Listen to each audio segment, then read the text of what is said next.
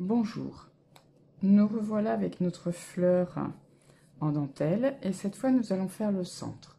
Alors pour faire ce centre, on va tourner en rond.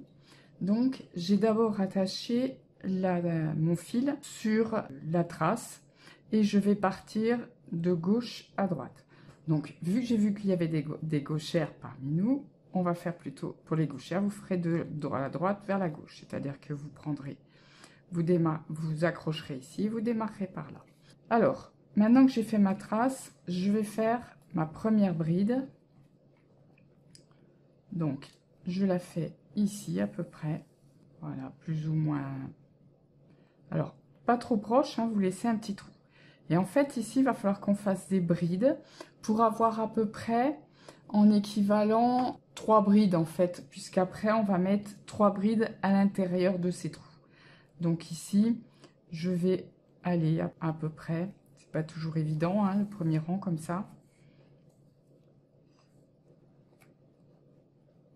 Donc je vais bien le serrer, voilà. Et je continue comme ça, tout le tour. Alors, je vous conseille quand même de prendre un fil un peu long, même si ça donne quelquefois des nœuds, pour être sûr de faire au moins un tour à chaque fois avec le fil. De mes trous. Alors pour vous aider à peu près quand vous savez pas trop, c'est vous voyez qu'une bride, si on regarde sur celles qui sont déjà faites, c'est à peu près la taille de la largeur de mon aiguille. Donc je fais 1, 2 et 3 largeurs d'aiguille à peu près pour faire mon trou. Donc au passage, lorsque je me filme, je fais mon point avec la bride torsadée et je tire directement, ce qui fait parfois un peu de nœud et vous me voyez essayer de tirer, de la remettre comme il faut. Ça, je le fais comme ceci parce que j'essaye de faire en sorte que vous voyez comment se positionne le point. Mais pour vous aider, vous, quand vous faites votre bride, vous effectuez la bride, puis avec le pouce, vous voyez, je vais le poser sur les deux fils et ensuite je vais glisser. Et vous voyez que naturellement, le fil se pose beaucoup mieux. Et à la fin, je lâche. Donc je le reprends une fois. Alors évidemment, vous ne voyez pas comment se met le fil. Donc je tiens mon aiguille, je la reprends et je pose, mais sans serrer trop fort, hein. Alors là, le fil était coincé et je tire doucement, ce qui permet donc à la bride de se positionner correctement. Je suis arrivée à la fin, donc vous voyez, et ici, j'ai le début de mon premier rang. Je vais donc simplement accrocher le fil sur le premier trou du premier rang. Voilà. Et je vais revenir en arrière pour passer mon fil dans chaque trou qui existe. Alors, ce point ici s'appelle le point du fond, le point gaz clair d'Alençon. Comme c'est de l'Alençon, il va falloir que je passe 1, 2 et 3 fois dans chaque trou. Alors, si vous voulez aller un petit peu plus vite, moi ça m'arrive souvent, je peux le faire que 2 fois. 1 et 2.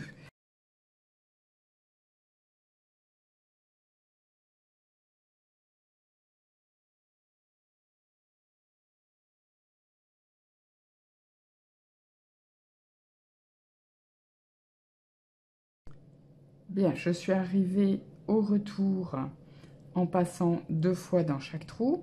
Je me suis accrochée de nouveau au premier tour. Je vais remonter un tout petit peu en faisant un autre tour. Et maintenant, je vais faire des brides dans chaque trou. Donc ici, je vais le faire non pas dans le premier trou, puisqu'on le voit, hein, ça se réunit déjà, mais dans le deuxième trou. Je vais donc faire ma première bride. Donc, une bride, 2 brides, et pratiquement même là, je pourrais dire que j'en fais que 2, ça dépend du dessin, hein. Donc je passe au suivant, je vais faire cette fois 1, 2 et 3 brides.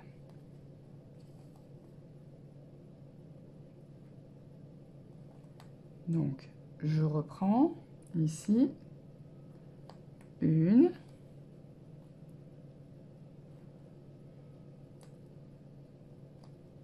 2 et 3 brides.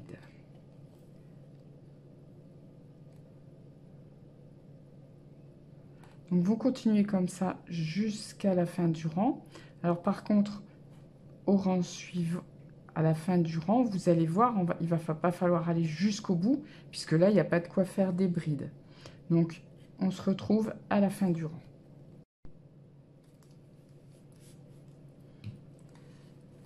Alors bien évidemment, le problème quand on a des rangs aussi longs, c'est qu'il y a un moment où je me retrouve avec un fil trop court pour faire la suite.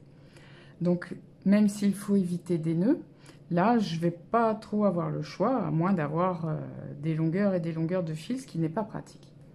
Donc comment je vais faire pour faire un nœud? Ce qu'il faut faire, c'est un nœud plat. Donc je vais plier en deux pour faire une boucle. J'ai de l'autre côté mon aiguille avec mon nouveau fil. Donc je passe à l'intérieur et je vais passer sous les deux fils ici existants. Je coince, hein, j'ai bien l'aiguille dessous les deux fils. Je coince et je tire un petit peu et je repasse dans la boucle.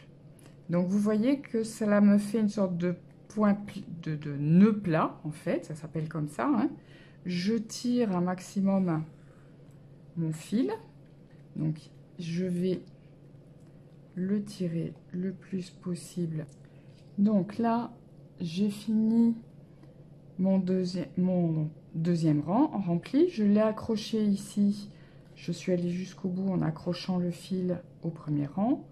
Je reviens un tout petit peu parce que vous voyez que j'ai pas de quoi faire un troisième rang de rempli avec le rempli, donc j'accroche chaque maille. Voici. Alors je regarde un petit peu à plat pour voir à quel endroit je m'arrête d'accrocher. Donc je pense qu'ici ça devrait être le dernier, voilà. Et je vais repartir vers la gauche pour faire les accroches de mon fil. Je vous rappelle que le rempli, on fait une accroche à peu près tous les 5-6 mailles. Ici, ça représente à peu près 1 cm. Donc, je reviens en arrière et je refais tout le tour avec mon fil. Donc, la difficulté, je vais retourner tout le tour. J'en profiterai pour accrocher mes petits fils et les recouper de mon nœud. Je vais retourner tout le tour et ici je vais me réaccrocher et repartir vers un fil de rempli. Alors on se retrouvera à peu près à ce niveau là, puisqu'ici il va falloir gérer des diminutions. Je vais vous montrer, ça va être tout simple, hein, c'est simplement qu'on saute quelques mailles, il faut juste faire attention à quel endroit on les saute. Alors concernant ces diminutions, c'est pas très difficile, c'est vous qui allez voir au fur et à mesure. En fait, à quel moment vous avez besoin de soustraire une maille. Par exemple ici, je peux très bien me dire, je n'en fais pas ici et je vais accrocher sur la maille en sautant une autre. Il est important de vérifier que cela ne donne pas l'impression d'avoir un trou en fait. Donc là, j'en fais une normalement. Donc ici, je fais une maille et de nouveau, je vais faire une diminution, donc je saute une maille. Donc ça, vous le faites au fur et à mesure sur chacun des tours. Donc c'est à vous hein, de voir en fonction de vos mailles et de vos angles et faire en sorte qu'on ne voit plus en fait ces mailles sauter. Alors je vous ai fait un petit repère ici. Alors ici il est peut-être pas forcément très bon, fiez-vous plutôt à celui qui est à ce niveau là pour voir à peu près jusqu'à où vous allez faire votre rempli. Bah, a priori, en regardant pour moi, c'est de l'équivalent à peu près de 4 rangs. Donc j'en ai déjà fait 2, il suffit que j'en fasse 2 autres. Et quand vous avez fini, alors sur le dernier, on ne fera pas le retour, on laissera brut comme ceci, sans faire le retour, comme on en a l'habitude. Et on fixe le fil à la fin et la fleur. est terminé au niveau du remplissage.